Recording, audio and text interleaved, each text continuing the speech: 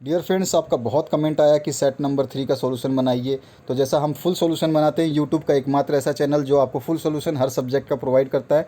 तो आराम से बने रहिए इस चैनल पे। आपका हिंदी मीडियम और इंग्लिश मीडियम दोनों के लिए फुल सॉल्यूशन है ये। तो चलिए स्टार्ट करते हैं इस क्वेश्चन पेपर को। जैसा कि मैं आपको बता चुका हूँ, हर वीडियो में बताता हूँ कि आपके सारे फुल सोल्यूशन हमने बना दिए हैं। और आपका सेट नंबर 1 का फुल सोल्यूशन, सेट नंबर 2 का फुल सोल्यूशन अवेलेबल है। चैनल की प्लेलिस्ट इसी वीडियो के डिस्क्रिप्शन बॉक्स में है। और सेट नंबर 3 के बनाए जा रहे हैं। मैं थोड़ा आउट ऑफ स्टेशन हूँ, तो जो टीम है वो मेरे बिना, मेरे हेल्प के बिना वो सक्षम नहीं हो पाती है सॉल्व करने में। तो मुझे थोड़ा सा उनको गाइड करना पड़ता है, तो वो सॉल्व करते हैं। उन्होंने सॉल्व करके मेरे पास भेजा है, तो मैं अब इसको आपको अपलोड करके दिखा रहा हूँ और मैं बता देता हूँ इसमें क्या क्या करना है। तो पहला है, यदि R1 और R2 प्रतिरोध पार्श्ववृत्त हो तो उनका समतुल्य प्रतिरोध होता है। यानी कि if resistance R1 and R2 are in parallel में है, यानी कि आपका जो है ये कैसे हैं, पैरेलल में, समांतर में है। तो इसका मतलब क्या है, इसका आंसर हो जाएगा R equals to R1 into R2 upon R1 plus R2। A option इसका करेक्ट होगा। अगर आप सी ऑप्शन करेक्ट करते हैं तो सी ऑप्शन गलत हो जाएगा। सी ऑप्शन में अगर यहाँ पे 1/R होता तो ये ऑप्शन करेक्ट हो जाता। ठीक है, ये आपका 1/R होता तो ये इसको सॉल्व करोगे तो वापिस यही आ जाएगा। ठीक है, तो ध्यान रखना है आपको, ए ऑप्शन करेक्ट है। चलिए नेक्स्ट क्वेश्चन देखते हैं, सेकंड वाला। सेकंड है, किसी बिंदु का, और मैं आपको बता दूं इसमें पीडीएफ का पासवर्ड जो मैं बताने वाला हूं उसको आपको ध्यान से इस वीडियो के अंत तक बने रहना, ताकि आपको पीडीएफ का पासवर्ड मिस ना हो पाए आपसे और आप इस पीडीएफ को डाउनलोड कर सकें। तो अगला क्वेश्चन है, किसी बिंब का वास्तविक तथा समान साइज़ का प्रतिबिंब प्राप्त करने के लिए बिंब को उत्तल लेंस के सामने कहाँ रखें। ठीक है, अब ध्यान रखना है आपको, लेंस के मुख्य फोकस पर, अनंत पर, या फोकस दूरी और फोकस दूरी की दुगनी दूरी पर। यानी कि एफ़ का दुगनी दूरी जो है आपका कहाँ पे पहुंचता है, सी पे। और सी क्या होता है आपका, सेंटर ऑफ कर्वेचर, वक्रता केंद्र।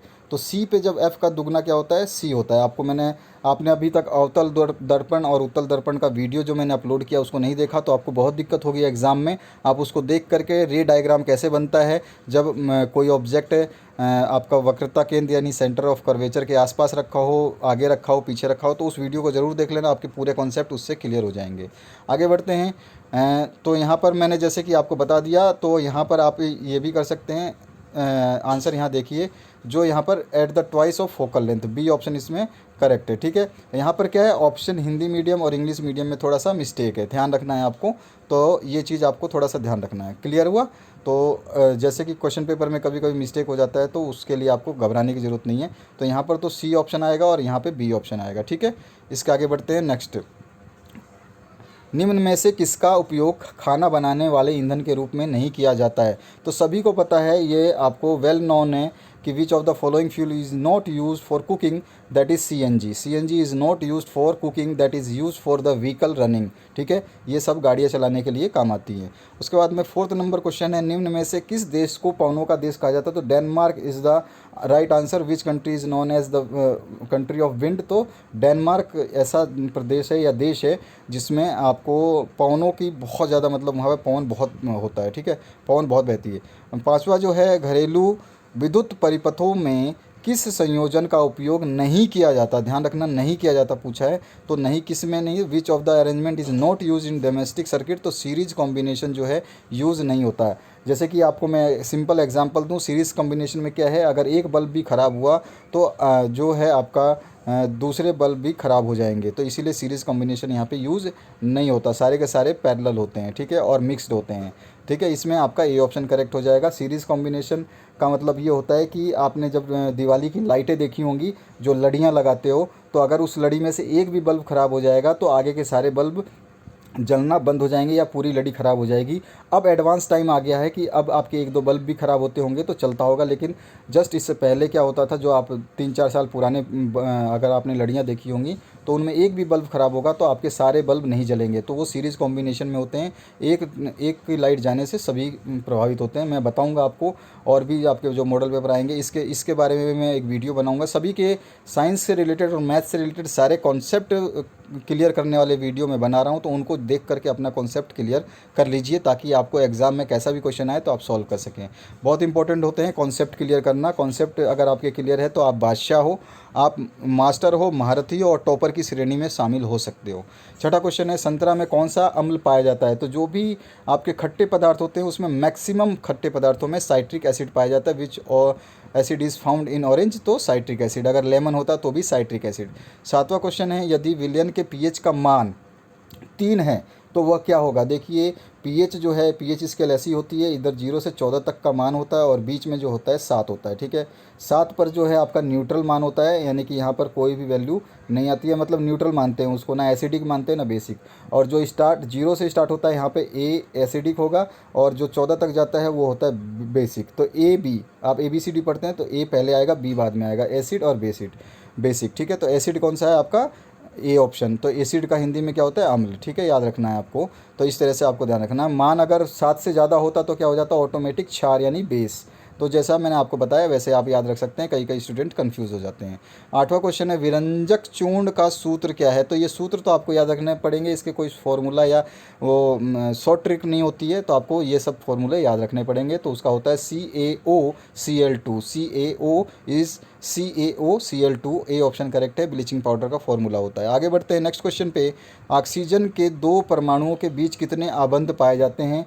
तो यहाँ पर जब कोवलेंट बॉन्ड की बात आती है तो उसमें 2 होते हैं, 2 होते हैं, ठीक है, कोवलेंट बॉन्ड में। अगर सिंगल बॉन्ड की बात करते हैं तो इसमें 4 होते हैं, 4 का ऑप्शन इसमें है नहीं, तो आपका 2 ऑप्शन सही है, ठीक है। अगर वैसा होता तो आगे बढ़ते हैं 10वें क्वेश्चन में, बेंजीन का अणु सूत्र यानी बेंजीन का जो फॉर्मूला है वो क्या है? तो वो है C6H6, ठीक है। बेंजीन का भी फॉर्मूला आपको याद रखना है, बेंजीन का और बहुत सारे आपके इथेन का, मीथेन का, इन सभी का चीज़ों को आपको पढ़ना चाहिए।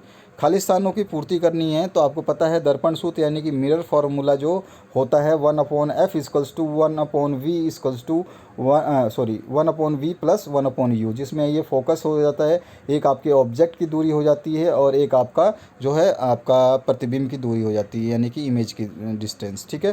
तो आपको ये ध्यान रखना है, जो कि यहाँ पे भी लिखा हुआ है कि जैसे कि आपका U है बिंब की दूरी, यानी कि जो आपने इमेज बनाई है, और V जो है प्रतिबिंब की, बिंब मतलब जो आपकी ऑब्जेक्ट है, और V है आपकी प्रतिबिंब की दूरी, और F है जो है फोकस दूरी। यहाँ पे लिखा है U is the object distance और V is the distance, image distance, and F is the focal length. आपको इसके बारे में मैंने वीडियो बना रखा है फोकल लेंथ के बारे में, आपको इसी प्लेलिस्ट में जैसे ही आप जाएंगे जहाँ पे सेट 1 2 3 4 जो भी आपके आ रहे हैं वो डाले जा रहे हैं, तो आपके 10th क्लास की प्लेलिस्ट में आप उसको देख सकते हैं, उसको ज़रूर देखिएगा, बहुत कॉन्सेप्ट आपका क्लियर हो जाएगा।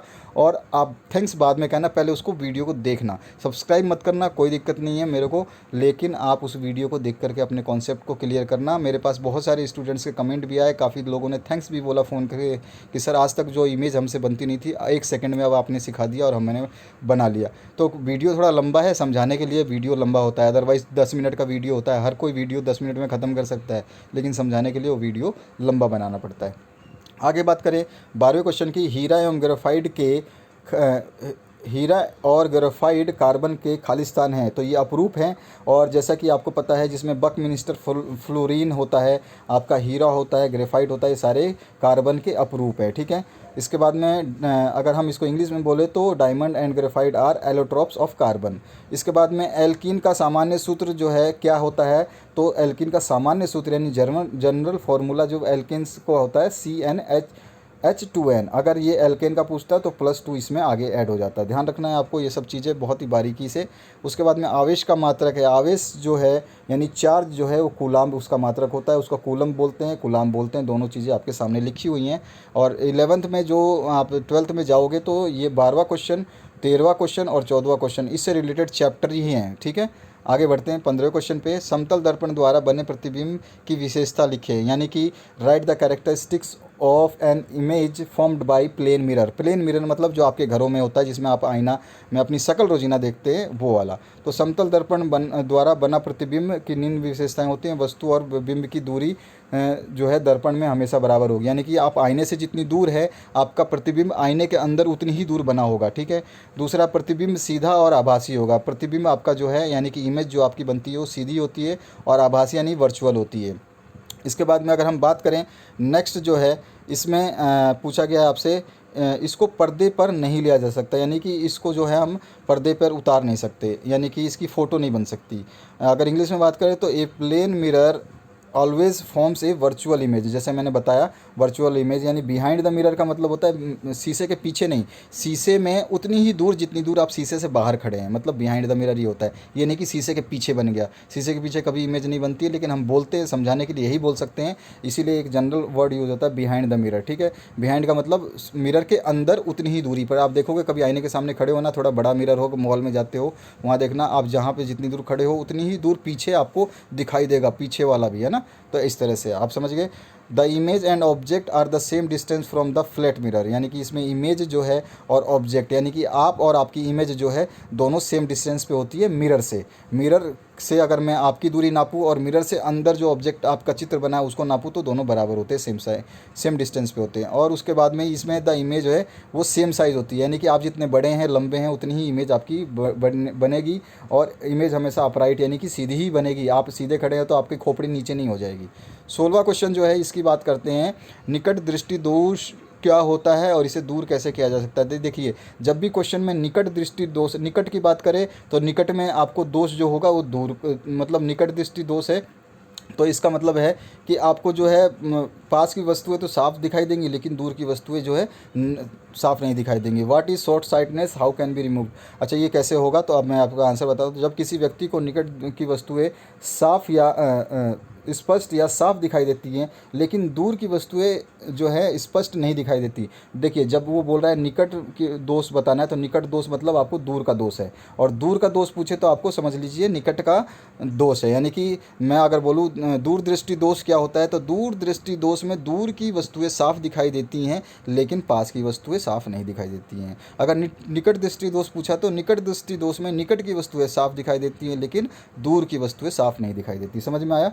तो ऐसे दोष को निकट दृष्टि दोष कहते हैं, और इस दोष के निवारण के लिए अवतल यानी कॉनकेव लेंस को हम यूज़ करते हैं। ठीक है, इसके आगे बढ़ते हैं। अगर हम इसके इंग्लिश वर्जन देखना चाहें तो ए पर्सन विद मायोपिया और short sight can see objects close to them या him but no far away, दूर तक नहीं। It can be corrected by concave lens. आगे बढ़ते हैं। एक विद्युत परिपथ का चित्र बनाना था, आप कोई भी चित्र बना सकते हैं, जैसे कि एक बल्ब ले लेंगे, एक रेजिस्टेंस यानी कि आपका जो रेजिस्टेंस को क्या बोलते हैं हिंदी में, जो है प्रतिरोध। ठीक है, और यहाँ पे एक बैटरी लगा देंगे जिसमें एक बड़ा बनाना है जिसमें प्लस लिख देना है, एक छोटा बनाना है जिसमें माइनस लिख देना है। एक एम्पियर मीटर बनाना चाहें तो बना सकते हैं, ज़रूरत नहीं है। एक कुंजी ज़रूर बनाइएगा बस, तो आपको 2 चीज़ें 3 चीज़ें बनाएंगे तो काम चल जाएगा, एक बैटरी, एक कुंजी और एक बल्ब, बस ये तीनों चीज़ें बना करके आप आराम से इस सर्किट को दिखा सकते हैं। आगे बढ़ते हैं नेक्स्ट क्वेश्चन पे। 18वां क्वेश्चन है, सोडियम हाइड्रोकार्बोनेट के विलयन को गर्म करने पर क्या होगा, इस अभिक्रिया के लिए समीकरण लिखिए। What will happen if A solution of sodium hydrocarbonate is heated, give the equation of the reaction involve. तो बहुत ही सिंपल है, सोडियम हाइड्रोजन कार्बोनेट भी बोलते हैं उसको। गर्म करने पर सोडियम कार्बोनेट जो है वो एक कार्बन डाइऑक्साइड और दूसरा जल में विघटित हो जाता है, जिसकी रिएक्शन हम देखना चाहें तो इसको गर्म किया जाएगा। ये सोडियम हाइड्रोजन कार्बोनेट है, इसको अगर हम गर्म करते हैं, ठीक है, या आप इस तीर के ऊपर भी लिख सकते हैं हीट, ज़रूरी नहीं है कि प्लस दिखाना, आपकी मर्ज़ी है। तो आपका जो है ये सोडियम कार्बोनेट और आपका ऑक्सीजन और आपका कार्बन डाइऑक्साइड वाटर और कार्बन डाइऑक्साइड बनेगा। वही सेम चीज़ मैंने नीचे लिखी है, व्हेन ए सोडियम हाइड्रोकार्बन या sodium hydrogen carbonate is heated, sodium carbonate and water are formed with the evolution of carbon dioxide. तो यहाँ पे सोडियम हाइड्रोजन कार्बोनेट को अगर हम सोचते तो सोडियम कार्बोनेट बनेगा और आपका पानी बनेगा और CO2 बनेगा। ठीक है, इसके आगे बढ़ते हैं। निम्नलिखित रासायनिक समीकरण को संतुलित करना है, तो संतुलित करने के लिए देखिए ये क्वेश्चन था और इसको संतुलित करके मैंने ये आंसर यहाँ पे लिख दिया है। इसमें आपको बैलेंसिंग क्या करनी होती है कि जब भी कोई केमिकल रिएक्शन तभी संतुलित होगा जब इसका मास यानी कि द्रव्यमान लेफ़्ट साइड में और द्रव्यमान यानी कि राइट साइड में दोनों तरफ बराबर हो, यानी कि तराजू जैसा आप सामान लेने जाते हैं तो 1 किलो बाट रखा हो तो 1 किलो सामान दे, बिल्कुल दोनों बराबर हो, तो उस टाइप की इक्वेशन जो है अपनी भी होती है केमिकल में, ठीक है। तो इसमें इक्वेशन में अगर 2 mg अगर मैं आपको दिखाना चाहूँ, समझाना चाहूँ, तो मैं आपके लिए इसका एक ट्रिक है इसका सॉल्व करने का, मैं ट्रिक बता दूंगा आपको वीडियो बना के। तो इसमें क्या है, देखिए इधर इधर 2 mg है तो इधर भी 2 mg है, ठीक है। इधर 2 O2 है, ऑक्सीजन है, तो इधर देखिए एक ये 2 O एक है और 2 से गुणा है तो 2 O हो गया, ठीक है। तो दोनों चीज़ें बराबर होंगी। अगर हम बी क्वेश्चन की बात करें तो यहाँ पे देखिए MnO2 है तो इधर भी MnO2 होना चाहिए, तो Mn तो ये है, ठीक है, और 2 आपका जो है सॉरी Mn यहाँ पे 1 है और O2 2 है, ऑक्सीजन 2 है। तो देखिए यहाँ पे ऑक्सीजन 2 है और Mn यहाँ पे 1 है, और यहाँ पर HCl जो है 4 है, ठीक है। तो यहाँ पे देखिए Cl जो है 2 है और Cl यहाँ पे 2 है, कितने हो गए 4। और हाइड्रोजन कितना है, यहाँ पे 4 है, तो हाइड्रोजन देखिए 2 इंटू ये आपका 2 H2 2H2, ठीक है, ये 4 हो गए, ये वाला ऑक्सीजन छोड़ के, ये देखिए 2H2, तो ये 4 हो गए, ठीक है। समझ में आया आपको। आगे बढ़ते हैं। अपरूपता किसे कहते हैं, कार्बन के 2 अपरूपों के नाम लिखिए। क्वेश्चन में पहले ही आपको आंसर दे दिया था।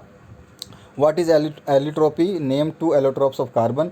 तो अपरूपता जब किसी एक ही तत्व कई रूप में मिलते हैं तो वो उस तत्व के गुण को अपरूपता यानी एलोट्रॉपी कहते हैं। जैसे हीरा, ग्रेफाइट और जैसे बकमिलिस्टर फ्लोरीन जो होता है वो सारे आपके कार्बन के अपरूप हैं। और कार्बन के 2 मुख्य अपरूपों में ये जो नाम अभी आपने देखे हैं, ये आपने ऊपर भी MCQ में देखा था, वहाँ पे भी होते फिलिप्स में देखा था, फिलिप्स में ये दिया हुआ था। तो allotropy is the property of some chemical elements to exist in 2 और मोर डिफरेंट फॉर्म्स, जैसे डायमंड, ग्रेफाइट एंड फ्लोरीन्स, ठीक है। मैंने बकमिलिस्टर फ्लोरीन का नाम लिया था, तो ये रहा 3 एलोट्रोप्स ऑफ प्योर कार्बन। इसके बाद में अगर नेक्स्ट क्वेश्चन बात करें 21वें की, तो 21वें में पूछा गया आपसे चालक, अर्धचालक, चालक, अचालक, अर्धचालक, अतिचालक को उदाहरण से ही समझाना है। तो देखिए चालक जो होता है इसको सुचालक भी बोलते हैं। ऐसे पदार्थ जिनमें विद्युत धारा का प्रवाह बहुत आसानी से हो बिना किसी रुकावट के, उन्हें चालक अथवा सुचालक कहते हैं। जैसे सोना, चांदी, सबसे ज़्यादा आपका प्योर जो सोना होता है इसमें कोई अशुद्धि नहीं होती है, तो इसमें फ्लो करंट जो है बहुत तेज़ी से भागता है। उसके बाद चांदी आता है, कॉपर, एल्युमिनियम आदि जो आपके घरों में वायर लगते हैं वो कॉपर के लगते हैं, और एल्युमिनियम की वायर आपके ट्रांसफार्मर से आपके घर तक आती है, ठीक है। आगे बात करते हैं अचालक या कुचालक की। तो ऐसे पदार्थ जिनमें विद्युत धारा का प्रवाह नहीं होता, यानी कि इंसुलेटर है, तो आप ऐसे चालक क्या होते हैं, उन्हें उस अचालक या कुचालक कहते हैं। जैसे कि रबड़ में आपका नहीं जाता, देखते हैं आप वायर पे जो है आपकी लाल वायर देखे होंगे, नीले वायर, पीले वायर देखे होंगे, उस पर क्या वो प्लास्टिक ही तो है उसके ऊपर, तभी तो आपको करंट नहीं मारता। प्लास्टिक है, सूखी लकड़ी है, कांच है, इन पर आपका जो विद्युत प्रवाह नहीं होता है। इसके आगे हम बात करें अर्धचालक की। तो अर्धचालक में आपसे पूछा गया है, तो अर्धचालक क्या होता है, ऐसे पदार्थ जिनमें सामान्य स्थिति में विद्युत धारा प्रवाहित नहीं होता है, लेकिन अशुद्धियाँ मिलाने पर, तापमान बढ़ाने पर चालकता बढ़ जाती है। यानी अर्धचालक मतलब आधे चालक होते हैं, यानी कि उनमें तो सामान्यतः आप लाइट सप्लाई करोगे तो जाएगी नहीं, लेकिन हम उसको अगर कोई केमिकल रिएक्शन से या हीट से उसको कुछ करें तो उसमें क्या है वो चालक बन जाता है। तो ऐसे में विद्युत धारा प्रभाव होने लगती है, उन्हें अर्धचालक कहते हैं, सेमीकंडक्टर इंग्लिश में बोलें। इसके बाद में इसका नाम जो है, इसके उदाहरण लिख सकते हैं सिलिकॉन या जर्मेनियम। अतिचालक ऐसे पदार्थ, धातु जिनमें एक निश्चित ताप पर प्रतिरोधकता का मान बहुत तेज़ी से घटता है और शून्य हो जाता है, इस ऐसे पदार्थों को या धातुओं को अतिचालक कहते हैं। जैसे कि पारा इसका उदाहरण है। तो इसका इंग्लिश वर्जन भी यहाँ पर आप देख सकते हैं। कंडक्टर्स क्या होते हैं, कंडक्टर आर द मटेरियल्स और substance which allow electricity through them, जिसका एग्जांपल हमारा गोल्ड, सिल्वर, कॉपर, एल्युमिनियम। और उसके बाद में इंसुलेटर की बात करें तो यहाँ पे कुचालक क्या होता है, insulator is the material that does not conduct electric current, जिसमें पेपर, प्लास्टिक, रबड़, ग्लास, एयर और बहुत कुछ आ जाती हैं जो मैंने आपको बताया। सेमी कंडक्टर्स यानी कि अर्धचालक वो material which have the conductivity between conductors and non conductors और इंसुलेटर। तो सेमीकंडक्टर जो है वो कंडक्टर और नॉन कंडक्टर के एक रूप में होते हैं, और इन दोनों को मिला दे तो हमारा सेमीकंडक्टर फॉर्म हो जाता है। हिंदी में भी आप इसको ऐसे भी लिख सकते हैं। एग्जांपल है सिलिकॉन और जर्मेनियम। उसके आगे हम मतलब ये अशुद्ध होते हैं, इम्प्योर मेटल होते हैं। उसके बाद में आगे बढ़ते हैं। Superconductor is the substance that conducts electricity without resistance when it becomes colder than a critical temperature. अगर हम पारे को 0 डिग्री पे ले जाएं तो ये अपने इलेक्ट्रिसिटी को इतनी तेज़ी से प्रवाह करेगा जिसका आप अंदाज़ा भी नहीं लगा सकते हैं, जिसको आइडियल फॉर्म बोलते हैं कि ये बिजली तो ऐसे जाएगी जैसे बिजली की रफ्तार भी छोटी हो, मतलब धीरे हो। उसके आगे हम बात करते हैं नेक्स्ट क्वेश्चन की, जीवाश्म ईंधन किसे कहते हैं, जीवाश्म ईंधन की क्या हानियाँ हैं, what are fossil fuel and what are disadvantage. तो कोयला, तेल जैसे प्राकृतिक संसाधन जो जिनके निर्माण में लाखों वर्ष पड़े रहे ज़मीन में, और मृत पशुओं और पौधों से जीवाश्म ईंधन जो ईंधन बने उनको जीवाश्म ईंधन कहते हैं। यह एक प्रकार का कई वर्षों पहले बना ईंधन प्राकृतिक ईंधन है ना। मैंने जैसे बताया कि ये ईंधन वो होते हैं जो मिट्टी में दबे होने के कारण कई वर्षों के बाद में ये बन जाते हैं, ठीक है।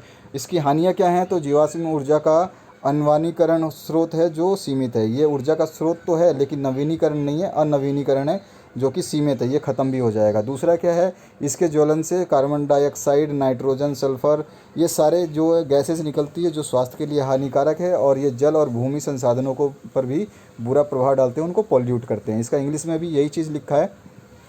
फॉसिल फ्यूल्स क्या होते हैं, a natural fuels such as coal और oil that was formed millions of year ago and dead animal और plant in the ground. Disadvantages क्या हैं इसके, तो coal and oil release sulphur dioxide gas when they burn, which cause breathing problems of living creature and contributes an acid rain भी इसकी वजह से होता है। fossil fuels releases carbon dioxide when they burn, which adds the greenhouse effect and increases global warming। तो ये भी आपका मेन जो है पॉइंट है। इसके बाद में धातु अधातु के भौतिक गुणों और रासायनिक गुणों की आपको जो है डिफरेंसेस बताने थे। तो धातु और अधातु में हम रासायनिक गुण देखेंगे और इधर भौतिक गुण देखेंगे। दोनों को इस तरह से बनाया है कि आपको याद हो जाए। तो धातुओं के ऑक्साइड क्षारीय होते हैं और इनके ऑक्साइड जो है अम्लीय होते हैं, ठीक है। ये जो है ये लाल लिटमस को नीला करते हैं और ये नीले लिटमस को लाल कर देते हैं। उसके बाद में अलग अलग भी आप इसको लिख सकते हैं। इसके बाद में धातुएं इलेक्ट्रॉन का त्याग करके धन आयन बनाती हैं और ये इलेक्ट्रॉन का त्याग करके ऋण आयन बनाती हैं, इसलिए ऑक्सीकरण के में काम करती है और ये अपचयन में काम करती है। अगर भौतिक गुण की बात करें तो धातुओं के परमाणुओं के बाह्यतम कक्ष में इलेक्ट्रॉनों की संख्या 1, 2 और 3 होती है और इसमें जो है इलेक्ट्रॉनों की संख्या 4 या इससे अधिक होती है।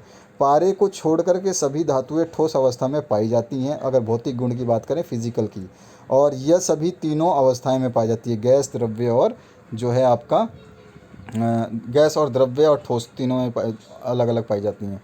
तो इसके बाद में अगर हम बात करें इसकी इंग्लिश वर्जन की, तो इंग्लिश वर्जन भी वही चीज़ लिखी है सेम। तो यहाँ पे अगर मैं बात करूँ फिजिकल प्रॉपर्टी की, तो ये शाइनी होते हैं, ये नॉट शाइनी होते हैं। ये मेटल जो good conductor of electricity heat होते हैं, ये गुड कंडक्टर नहीं होते हैं। ये डक्टाइल होते हैं, ये नॉन डक्टाइल होते हैं। केमिकल प्रॉपर्टीज़ की बात करूँ तो ये इलेक्ट्रॉन्स लूज़ कर सकते हैं और ये ईजिली गेन और लूज़ दोनों कर सकते हैं वैकेंट इलेक्ट्रॉन्स हो तो। और ये बेसिक ऑक्साइड फॉर्म करते हैं, ये एसिडिक ऑक्साइड फॉर्म करते हैं, और ये है गुड रिड्यूसिंग एजेंट और ये ग्रेट ऑक्सीडाइजिंग एजेंट, दोनों में अंतर ये है।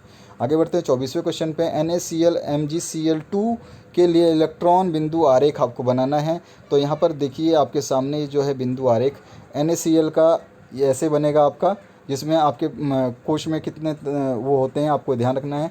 Na में आपके 2, 8 और 1 होते हैं सेल में, और इसमें क्लोरीन में आपके 2, 8 और 7 होते हैं, टोटल 17 होते हैं, ठीक है। तो इसको हम यहाँ पर आप बना सकते हैं, ये नेगेटिव हो जाएगा तो यहाँ पे क्या हो जाएगा NaCl प्लस और माइनस बन जाएगा 2, 2, 8 ऐसे करके। इसी तरह से MgCl2 का बनेगा, ठीक है। ये आपके इलेक्ट्रॉनिक कॉन्फ़िगरेशन है, इसको आपको पढ़ना पड़ेगा, अपनी बुक से रेफ़र करिएगा। अगर आपको ज़रूरत है तो कमेंट सेक्शन में बताइएगा, मैं इसके लिए वीडियो बना दूँगा। 25वां क्वेश्चन है, 5 सेंटीमीटर लंबा कोई बिंब 10 सेंटीमीटर फोकस दूरी के किसी आभासी लेंस से 25 सेंटीमीटर दूरी पर रखा है। प्रकाश किरण आरेख बना करके खींच करके प्रतिबिंब की स्थिति, साइज़ का प्रकृति आपको बतानी है। तो इसका न्यूमेरिकल कैसे सॉल्व होता है इसके लिए मैं वीडियो बनाऊंगा आपके लिए, ताकि आपको कन्फ्यूज़न ना हो, जिसमें कि आपको ये जो पोजीशन ऑफ ऑब्जेक्ट है ये माइनस में ली है, जबकि यह आपका यहाँ पे पॉजिटिव दिया हुआ है यहाँ पे, तो ये माइनस में क्यों ली गई है और इसको कैसे सॉल्व करेंगे। तो ये मैंने यहाँ पे सॉल्व कर दिया है, आप बुक से भी रेफ़र कर सकते हैं, बट मैंने यहाँ सॉल्व कर दिया है, कोई दिक्कत नहीं है आपको, हिंदी इंग्लिश मीडियम दोनों के लिए। तो यहाँ पे गिवन है हम आपको height of object, position of object, focal length. आपको पता क्या करना है, द पोजीशन ऑफ इमेज, ठीक है, V आपको पता करना है, साइज ऑफ इमेज पता करना है, नेचर ऑफ इमेज आपको पता करना है। इसके लिए फॉर्मूला हम मिरर वाला लगा देंगे, 1/f = 1/v + 1/u। तो यहाँ पे आप लगा दोगे और यहाँ पर जो है आपका जो फार्मूला लगाने के बाद में आपको क्या पता चलेगा कि आप देख रहे हैं कि वहाँ पे माइनस है, तो ये माइनस माइनस प्लस हो जाएगा ये इस तरह से, ठीक है। और इसके बाद में आप इसको सॉल्व करोगे तो हैंस 1/v इक्वल्स टू 3/50, तो v की वैल्यू आ जाएगी 16.66 सेंटीमीटर इसको सॉल्व करने के बाद में। तो यहाँ पर आप देखोगे कि the distance of the image is 16.66 metre 66 centimetre opposite side of the lens. Now we calculate the magnification. होता क्या है, v/u। तो m तो हमें मैग्नीफिकेशन को डिनोट करता है, और v/u, तो v हमने निकाला था, u गिवन था, इनको निकाला तो ये आ गया -0.66। और as we know m equals to height of image और हाइट ऑफ ऑब्जेक्ट।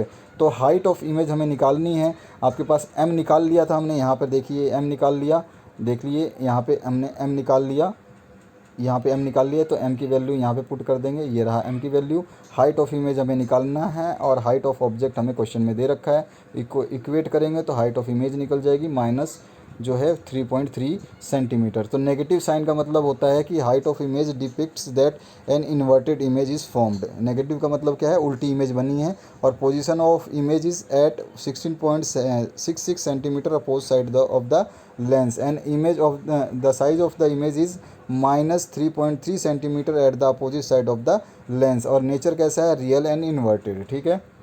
इसका इमेज डायग्राम ऐसा बनेगा जो कि यहाँ पे बनाया है। तो इमेज डायग्राम ये कैसे बनता है इसको मैंने समझा दिया है कॉनकेव और कॉन्वेक्स लेंस के लिए वीडियो बना करके। इसी तरह से मैंने हिंदी में भी ये बता दिया है, आप उसको हिंदी में भी रेफ़र कर सकते हैं। तो आपका लेंस जो सूत्र है, सॉरी वो मिरर फार्मूला नहीं यूज़ करना, आपको लेंस फार्मूला यूज़ करना है। मैं थोड़ा सा मिस्टेक कर गया था, इसमें लेंस की बात हुई है, तो लेंस फार्मूला आपको यूज़ करना है। और लेंस फार्मूला होता है 1/f इक्वल्स टू 1/v-1/u। और इसके बाद में जो ऊपर हमने जैसे सॉल्व किया ऐसे ही आपको बस जो जो चीज़ें आपको दी गई हैं, आपको जो क्या क्या दे रखा है, एफ़ और यू दे रखा है, एफ़ और यू रख देना है, आपके पास ये वैल्यू आ जाएगी वी की। इसके बाद में आप अवर्धन जो है मैग्नीफिकेशन वो होता है height of object upon height of जो आपका v/u लिख सकते हैं। तो v/u लिख दोगे तो h निकल जाएगा आपका। तो h डैश जो है आपको निकालने के लिए कितना आ जाएगा आपका, ये आ जाएगा -3.3 सेंटीमीटर। ऐसे भी आप निकाल सकते हो, ठीक है। तो बाकी मैंने जो है आपको क्वालिटीज़ इसकी बता दी थी। और ऑप्शन में आ जाइए, श्रेणी क्रम में संयोजन करने के स्थान पर वैद्युत युक्तियों को पार्श्व क्रम में बैटरी में संयोजित करने के क्या लाभ हैं, तथा 2, 3 और 6 ओम के प्रतिरोध को किस प्रकार संयोजित करेंगे कि कुल प्रतिरोध जो है 11 ओम और 1 ओम प्राप्त हो। तो इसके लिए क्या है, एक बार हम श्रेणी क्रम में कर देंगे और एक बार पैरेलल में। तो बैटरी और बिजली के उपकरणों को समांतर क्रम में जोड़ने के क्या फ़ायदे हैं। उपकरण की पूर्ण बैटरी वोल्टेज मिलता है, यानी कि पूरी वोल्टेज सप्लाई मिलती है, लाइट डिम डाम नहीं होती, कम ज़्यादा नहीं होती है। और समांतर सर्किट में उपकरणों का जो मध्य विभाजित होता है, प्रत्येक डिवाइस अपने प्रतिरोध के आधार पर विद्युत प्राप्त करता है। अगर हम ये नहीं करेंगे तो अलग अलग डिवाइस दिक्कत करेंगी। उपकरण को बंद करना चालू होने पर उपकरण प्रभावित नहीं होते हैं, करंट अगर आपका बंद होता है चालू होता है, या उपकरण को भी। यही चीज़ आपको इंग्लिश में यहाँ पे लिखी गई है, आराम से इसको पढ़ सकते हैं। और मैंने जैसे बताया आपको कि आपको इसको पैरेलल में और सीरीज में रखना है, तो कुछ नहीं करना है। आपको दिया हुआ रेजिस्टेंस एक R1, R2 और R3, जो कि आपका पहला क्वेश्चन पूछा गया था, पहला या दूसरा क्वेश्चन था MCQs का, उसमें आपका जो है पूछा गया था पैरेलल कॉम्बिनेशन। तो देखिए parallel combination 1/r equals to 1/r1 plus R1 1/r2 plus 1/r3, जितने रेजिस्टेंस होंगे उतने जुड़ते जाएंगे, तो R की वैल्यू 1 आ जाएगी। अगर हम इसको रेजिस्टेंस को सीरीज़ में जोड़ते हैं तो यानी कि R1 plus R2 plus R3, तो ये आपकी 11 आ जाएगी। तो दोनों ही हम रूप में इसको यूज़ कर सकते हैं, समांतर में भी और श्रेणी में भी।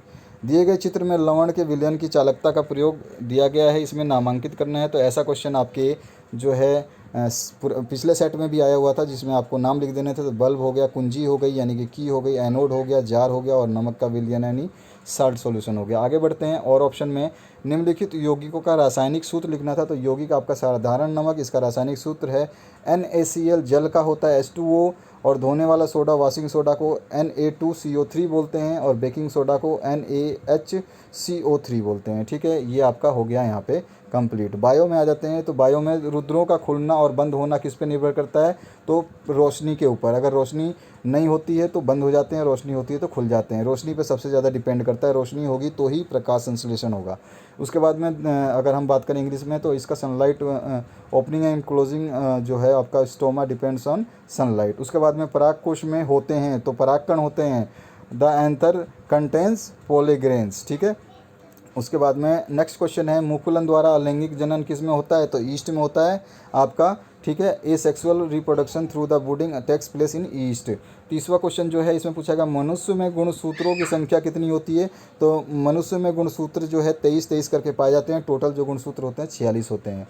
ठीक है। Chromosomes in human 46। अगर पेयर की बात करें तो 2 पेयर होते हैं 23 के। इसके आगे बात करें एटीपी का पूरा नाम बताइए, तो एड्रीनोसिन ट्राइफॉस्फेट बोलते हैं। Adenosine triphosphate. ठीक है। एटीपी का पूरा नाम यहाँ पे इंग्लिश में भी लिखा है। भारत में बायोगैस को गोबर गैस के नाम से भी प्रचलित है। इसको डंग गैस भी इंग्लिश में बोलते हैं। ठीक है। इसके बाद में रक्त का लाल भाग क्या कहलाता है और रक्त में प्लेटलेट्स का क्या कार्य है। तो ये बताना है। तो रक्त का लाल भाग क्या कहलाता है, तो आपका जो है रक्त का तरल भाग क्या कहलाता है। 1 मिनट, यहाँ पे क्या हुआ है, मैंने जो लिखते समय थोड़े से मिस्टेक हो गए। रक्त का लाल भाग जो है वो प्लाज्मा कहलाता है। ठीक है। यहाँ पे नीचे लिखा हुआ आप देख सकते हैं प्लाज्मा कहलाता है। ठीक है। रक्त का तरल भाग जो है वो प्लाज्मा कहलाता है। यहाँ पे थोड़ा सा मिस्टेक है, इसको सही कर लेना। तो यहाँ पर और जो है प्लेटलेट्स हमारे रक्त में मौजूद वे सूक्ष्म कण होते हैं जो रक्त का थक्का बनाने में मदद करते हैं। तो liquid part of blood is called plasma, जो कि रक्त का तरल भाग जो है वो आपका प्लाज्मा कहलाता है। और principal of function of platelets is to prevent bleeding, खून को रोकना। ठीक है। आगे बढ़ते हैं। तो यहाँ पे जो मिस्टेक है हिंदी में ये आप इसको सॉल्व कर लेना, सही कर लेना। ठीक है। आगे बढ़ते हैं नेक्स्ट क्वेश्चन पे। और आपको बता दूँ इस पूरे वीडियो को जो देख रहे हैं स्टूडेंट्स उनके लिए मैं बता दूं, तो इसका जो पासवर्ड है उसको नोट कर लीजिए। तो इसका पासवर्ड जो है मैं आपको बता रहा हूं, फिर आप भूल जाओगे। तो नोट करना है आपको पासवर्ड, जल्दी से नोट कर लीजिए कॉपी किताब निकाल के। 54321। ठीक है। 54321। आगे बढ़ते हैं। खाद्य श्रृंखला और खाद्य जाल यानी वेब में क्या डिफरेंस है। तो हिंदी मीडियम इंग्लिश मीडियम दोनों के लिए लिखा है यहाँ टेबल फॉर्म में, और बहुत ही सरल लैंग्वेज में मैंने इसको सॉल्व किया है। तो यहाँ पे आपको आपका टाइम ना लेते हुए मैं आगे बढ़ता हूँ। इसको इंग्लिश मीडियम और हिंदी मीडियम में यहाँ पे देखिए, यहाँ पे भी जो है फूड चैन और फूड वेब के बारे में बता दिया है। बहुत ही सिंपल लैंग्वेज में लिखा है जिससे आपको याद हो जाए। ठीक है। और उसके बाद में आ जाइए जीनों की किन्हीं 3 विशेषताओं का उल्लेख कीजिए। तो जीनों की तो इतनी विशेषताएँ तो आप मतलब क्या बताऊँ। यहाँ पे हिंदी मीडियम के लिए लिखा है और इधर इंग्लिश मीडियम के लिए लिखा है। ठीक है। हिंदी में ट्रांसलेट कर दिया तो आप आराम से इंग्लिश मीडियम वालों को तो बहुत फ़ायदा होने वाला है, क्योंकि उनको हिंदी में भी पढ़ने को मिलेगा और वो इंग्लिश में भी पढ़ेंगे तो उनको अच्छी तरह से याद हो जाएगा। ठीक है। ये आपके सामने क्वेश्चन का सोल्यूशन। इसके बाद में 36 नंबर में झारखंड तथा बिहार राज्यों में भी शिशु लिंग अनुपात तेज़ी से घट रहा है, इसका कारण आपको लिखना है। तो इसके कारण जो है लिंग अनुपात से मतलब होता है देश में प्रति 1000 पुरुषों की तुलना में महिलाओं की संख्या कितनी होती है। ठीक है। यानी कि जिस भी प्रदेश में आप, जैसे कि राजस्थान में, हरियाणा में हैं या फिर कहीं भी दिल्ली में हैं, तो वहाँ पर 1000 अगर आदमी रहते हैं तो उस 1000 आदमी के बाद में वहाँ पे औरतें कितनी रहती हैं वो बहुत इंपॉर्टेंट है। तो वही अनुपात जो है आपका सेक्स रेशो कहलाता है, लिंग अनुपात कहलाता है। और इसके बाद में यहाँ पर झारखंड और बिहार में गिरते लिंग अनुपात का जो कारण है वो तो आप जानते ही है, जो कि भ्रूण में पल रहे बच्चों को मार देते हैं और कन्या भ्रूण हत्या जैसे कि हैं, गर्भपात कराना तेज़ी से, दहेज प्रथा है, गरीबी है, बेरोजगारी है और अनपढ़ होना भी है। तो ये सब चीज़ें मैंने यहाँ पे इंग्लिश हिंदी मीडियम के दोनों के लिए लिख दी है। आप आराम से देख सकते हैं, पढ़ोगे तो आपको पूरा का पूरा समझ में आएगा। सोशल स्टेटस ऑफ वुमेन भी डिपेंड करता है कि औरतों को उतना नहीं माना जाता है, उसको कंसीडर किया जाता है एक ऑब्जेक्ट के लिए, ऑब्जेक्ट के रूप में, एक वस्तु के रूप में। तो यहाँ पे भी दिक्कत है। पोषी स्तर क्या है, एक आहार श्रृंखला के उदाहरण दीजिए इसमें 4 विभिन्न पोषी स्तर हो। What are the trophic levels. तो टॉपिक लेवल्स देखिए, किसी खाद्य श्रृंखला के विभिन्न चरणों या स्तरों को पोषी स्तर कहते हैं। यह आहार श्रृंखला में उत्पादक और उपभोक्ता का स्थान ग्रहण करने वाले जीव मंडल को एक निश्चित संरचना प्रदान करते हैं, जिसे पोषी स्तर कहते हैं। जैसे कि अगर हम बात करें तो खाद्य श्रृंखला की, तो पहले घास आएगा, घास को टिड्डा खाएगा, टिड्डे को मेंढक खाया जाएगा, मेंढक को सांप खाया जाएगा। और आगे अगर हम बात करेंगे तो सांप की जगह यहाँ पे मेंढक को कौन खा सकता है, सांप या फिर चील भी बोल सकते हैं। ठीक है। वल्चर। तो इस खाद्य श्रृंखला में अगर मैं 4 स्टेप्स की बात करूं तो पहले स्टेप में, फर्स्ट स्टेप में यहाँ पे मैंने स्टेप लिख रखे हैं रेड कलर में, आप देख रहे हैं। पहले में उत्पाद आता है, दूसरे में शाकाहारी, तीसरे में मांसाहारी और चौथे में सर्वोच्च शाकाहारी। जिसमें उत्पाद में आपका घास हुआ, सेकंड शाकाहारी टिड्डा हुआ, और टिड्डे को खाने वाला मेंढक मांसाहारी हुआ, और मांसाहारी को फिर से एक मांसाहारी खा जाता है, जैसे कि सांप निगल जाता है उसको, ठीक है। तो इस तरह से है। इसको इंग्लिश में भी यहाँ पे हमने लिख दिया है फूड चेन, जो कि आपका फूड चेन में आपका फर्स्ट में ग्रास हो गया, सेकंड में ग्रास ऑफर हो गया, थर्ड में मेंढक यानी कि फ्रॉग हो गया, और फोर्थ में स्नेक हो गया, ठीक है। और इसकी डेफिनेशन जो है ऊपर आपके सामने यहाँ पे देख पा रहे हैं, इंग्लिश में और हिंदी में बहुत कुछ आराम से समझा दिया, बहुत बेटर तरीके से आपको सॉल्व करके दिया गया है, जैसे कि हम पहले प्रीवियस भी करते हैं।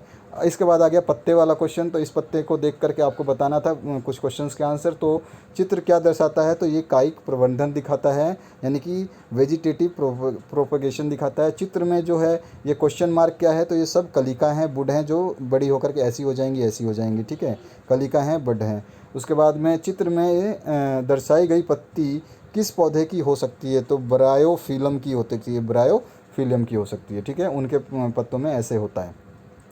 आलू, इसी के आगे जो क्वेश्चन पूछा गया था, आलू में कायिक प्रबंधन किस प्रकार होता है, तो आलू में मुख्य रूप से वनस्पतियों विधि या क्लोनिंग द्वारा जो है कायिक प्रवर्धन होता है। आलू के कंद में नोड्स या आँखें होती हैं, जिनमें नई वृद्धि शुरू होती है। प्रत्येक आँख से उगने वाले एक नए तनों को स्प्राउट्स कहा जाता है, जो नए पौधों का निर्माण करते हैं। यही चीज़ हमने यहाँ पे इंग्लिश में भी लिखी है, आप इसको आराम से पढ़ोगे तो समझ में आ जाएगा। अभी मैं आपको वीडियो दिखा देता हूँ।